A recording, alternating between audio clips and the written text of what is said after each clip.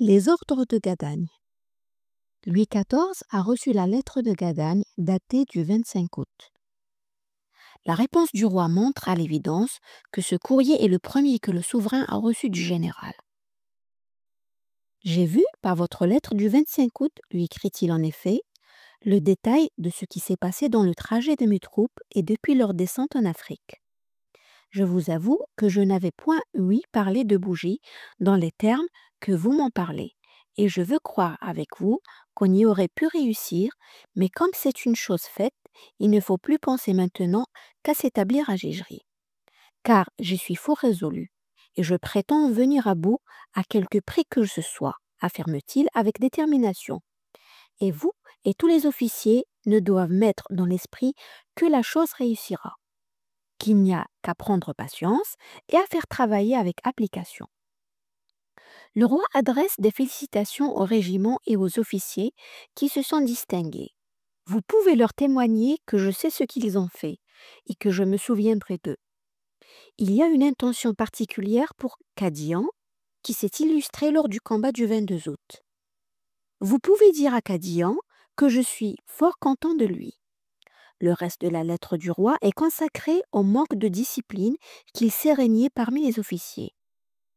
Cependant, comme je sais qu'il y a quelques officiers qui ne règlent pas leur discours selon mes ordres, il est bon, ordonne-t-il à Gadagne, de les avertir que j'en suis bien informé et qu'ils ne peuvent mieux faire pour mon service ni pour eux-mêmes que de réparer le passé par une conduite toute contraire. Après avoir entretenu ceux qui viennent du lieu où vous êtes, j'ai trouvé tout le rapport uniforme sur ce point-là. Ils m'ont dit beaucoup d'autres choses qui ne s'accordent pas de même, mais je saurai bien dans la suite discerner la vérité par les actions et les discours de ceux qui restent à Gigri. Quelques officiers, ceux qui viennent du lieu où vous êtes, ceux qui restent à Gigri, tous ces noms qui ne sont pas dits, laissent entendre que le roi est parfaitement averti des positions de chacun. L'est-il vraiment ou dissimule-t-il lorsque, le même jour, il écrit à Clairville? J'ai lu votre lettre du 26 août. Il ne faut point se mettre en peine de tout ce qu'on écrit ici, ni de tout ce qu'on ne peut dire, car je saurais bien démêler le vrai du faux, et distinguer dans la suite ceux qui m'auront dit la vérité, ayant donc l'esprit en repos.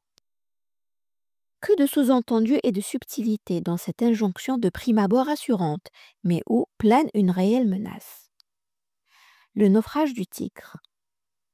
À la mi-septembre, l'escadre de Martel n'est toujours pas prête.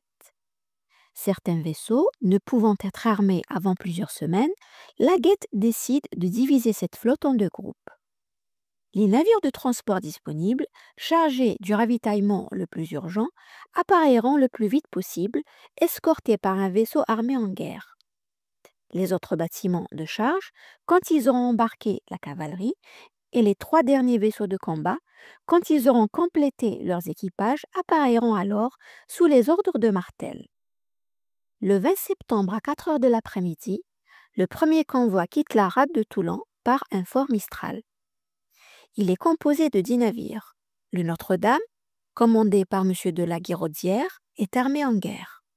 3 vaisseaux de charge, l'Anna, le Tigre et l'Elbeuf, 2 flûtes, la flûte royale et l'Espérance, ainsi qu'un vaisseau et 3 barques de Noli assurent le transport. Monsieur de Lesaint, l'envoyé du roi, a embarqué à bord du Notre-Dame.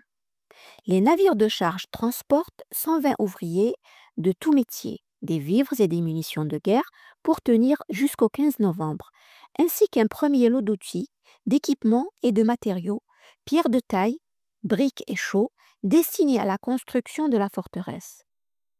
L'un des navires transporte les 4 bœufs vivants dont la Guette a eu bien de la peine à faire accepter l'embarquement au capitaine.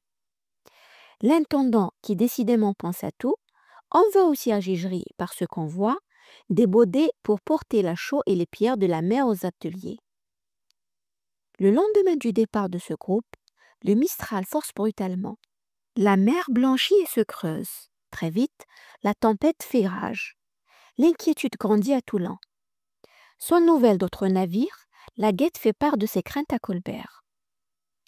Quant à 13 bateaux partis de Gigri le 15 septembre, ils sont retardés par le vent du nord. Au large de la Sardaigne, surpris par la tempête, ils sont dispersés. Le capitaine d'un de ces navires, cherchant à se mettre à l'abri, rallie le petit port de Kant au nord-est de l'île.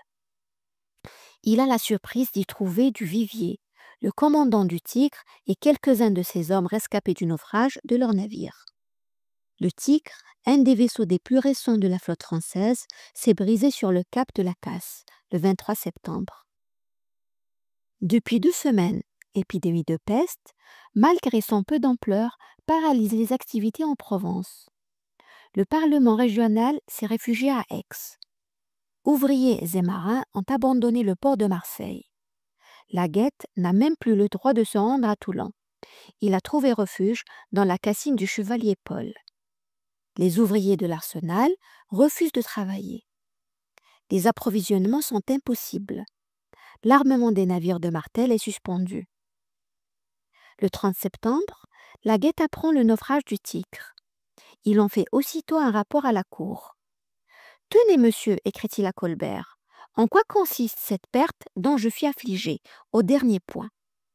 L'interrogatoire a montré que le vaisseau a dématé pour avoir porté trop de voiles à dessein de s'éloigner du lieu dangereux. Mais la plus grande faute qu'ils aient tous commise, accuse la Guette, c'est de n'avoir pas relâché aux îles Tierès dès le soir de leur partance, car il n'y avait pas 3 heures qu'ils étaient à la voile quand la tourmente commença. Sur les 122 hommes qui étaient à bord du Tigre, seul le capitaine et 57 marins, ou hommes de métier, ont été sauvés. Les 64 autres, 35 membres de l'équipage et 29 ouvriers envoyés pour travailler à la forteresse de Gigery, ont disparu. Dans le naufrage, l'intendant a perdu un de ses proches parents, un jeune homme qu'il envoyait en Afrique pour commencer à se rendre capable de servir le roi. Le sieur Froissart, adjoint de la Guette, chargé de faire la livraison du convoi à Charuel, a également disparu. Tous les gens de métier et autres qui se sont sauvés sont tout nus, ayant tout perdu, ce qui nécessitera de leur donner de quoi se rétablir devant de les envoyer à Gigery. Le commandant du Vivier, ruiné, fait appel à une aide du roi. À bord du Tigre, avaient été chargés la plupart des outils et des équipements nécessaires aux travaux de construction à Gigery.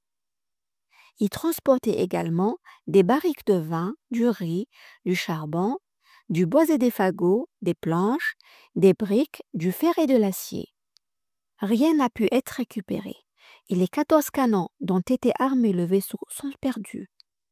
Il faut maintenant tenter de réparer les dégâts au plus vite et charger la Victoire qui repartira avec l'escadre de Martel, à bord de laquelle prendront également place les gens de métier rescapés. La Guette est toujours sans nouvelles des navires de charge qui faisaient partie du même convoi que le Tigre, ainsi que de la Françoise, la Victoire et de plusieurs bâtiments partis depuis plus de 15 jours de Gigery. Heureusement, annonce avec soulagement l'intendant à Colbert. Le Notre-Dame avec M. de Lessein et l'argent s'est raccommodé au diport du comte et a remis à la voile avec une banque chargée de chaux pour prendre la route de Gigery. J'enverrai à ce vaisseau, par M. de Martel, tout ce qu'il a perdu dans la tourmente. Une éclaircie. Le 3 octobre, la peste n'ayant pas fait de victimes depuis 14 jours en Provence, la Guette rentre à Toulon. Le bruit court que l'épidémie serait venue de Gigery, mais les hommes qui en reviennent sont unanimes à affirmer qu'aucun cas de peste n'a jamais été constaté là-bas. Les 2 compagnies de cavalerie sont arrivées à Toulon. La Guette, toujours attentionnée, constate que les cavaliers n'ont pas de cuirasse. Comme c'est une chose nécessaire contre les morts à cause de leur longeguet, écrit-il à Colbert, j'ai cru que le roi ne trouverait pas mauvais que j'en prisse 40 ou 50 pièces dans les magasins de la marine. Cette petite quantité servira pour armer les premiers rangs et conserver sans doute beaucoup d'hommes. Après une dizaine de jours de repos, la cavalerie est prête à embarquer, mais elle devra attendre encore, car l'escadre de Martel, au désespoir de la Guette, n'a toujours pas complété ses équipages. Le 5 arrive enfin à Toulon l'Elbeuf et l'Espérance, qui, après le naufrage du Tigre, ont préféré retourner en France. Ils sont peu après suivis de la Victoire, la Françoise et les dernières barques en provenance de Gigri, après 3 semaines d'une traversée particulièrement éprouvante. La Françoise a beaucoup souffert. Ses agrès sont coupés, ses voiles déchirées. La Guette va devoir encore réclamer à Colbert de l'argent supplémentaire pour effectuer les réparations de ses navires. Débarqué de la Victoire, l'envoyé du duc de Beaufort, monsieur le marquis de la Boulaye, affiche un optimisme sans faille. Il a, affirme-t-il, laissé toute chose en bon état au camp. Il assure que la deuxième redoute étant achevée et toutes les autres fortifications étant en si bon état, l'on n'a rien à craindre, car il y a plus de 40 pièces de canon qui défendent les retranchements, que les morts continuent toujours les escarmouches, mais en petit nombre, et qu'ils ne laissent toutefois pas de tuer quelques-uns des nôtres. Il affirme qu'il y a peu de malades à Gigri, et que depuis le retour de M. Desardins de Sardaigne, il ne manque plus de chair ni de bois. La Boulaye est également porteur de pièces de corail que le sieur de Clairville envoie à la cour. Il recommande que l'on affrète un bateau pour aller pêcher cette précieuse matière sur les côtes de Gigri. Ces bonnes nouvelles sont immédiatement reprises par la Gazette de France qui annonce triomphalement: nous avons appris de Gigri que les morts commençaient de se lasser de harceler les nôtres, notamment depuis qu'ils ont reconnu que leur camp était en état de ne plus craindre leurs insultes. D'ailleurs, il y a une telle abondance de vivres, par le soin que l'on prend d'y en envoyer de France et celui qu'a pareillement le duc de Beaufort d'en envoyer chercher en Sardaigne, avec les vaisseaux du roi, que l'on s'y trouve presque aussi commodément que dans les meilleures villes. Aucune évocation n'est faite des pertes en hommes que la Boulaye a tout de même eu l'honnêteté de signaler. Les soldats, réduits à Gigri à consommer de la nourriture avariée, et les centaines de malades victimes de scorbut brûlant de fièvre ou épuisés par les dysenteries incoercibles n'ont pas les honneurs de la presse. La Guette est stupéfait des affirmations de la Boulaye, alors que dans toutes les dépêches, Beaufort, Charuel et Clairville se plaignent avec véhémence du manque de vivres et du mauvais état de leur conservation, et réclament avec insistance des médicaments pour soigner les quelques 1500 malades et blessés qui s'épuisent doucement dans l'hôpital de campagne de Gigri ou à bord des vaisseaux. Désespérant de ne jamais pouvoir satisfaire ces messieurs, et là des plaintes incessantes qui s'élèvent contre lui, la Guette finit par supplier Colbert de désigner un homme pour assurer à sa place, à Toulon, les achats pour Gigri. Je veux agir encore, affirme-t-il cependant au ministre, avec plus de zèle que j'en ai fait. Supposez qu'il se puisse ajouter quelque chose à celui que j'ai toujours eu pour le service du roi et pour la conservation de Gigri.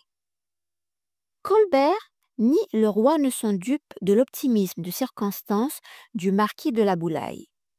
Comment pourrait-il l'être après avoir lu les courriers de Beaufort? Le temps est bien différent.